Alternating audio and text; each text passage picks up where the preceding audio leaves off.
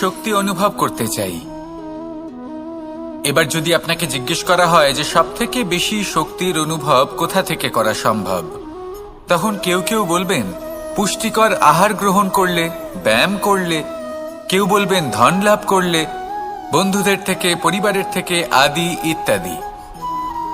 এইভাবে আপনি শক্তির অনুভব অবশ্যই করতে পারেন, কিন্তু সবথেকে বেশি শক্তির অনুভব যদি আপনি করতে চান তাহলে তা পাবেন শুধু একতার দ্বারা, সংগঠনের দ্বারা। যদি আপনাকে উদাহরণ দিই, নিজের এই হাতটাকে দেখুন, 5টা আঙুল রয়েছে। কোনো একটা বস্তুকে নিজের একটা আঙুল দ্বারা তুলে ধরার চেষ্টা করে দেখুন, বড়ই কষ্ট হবে।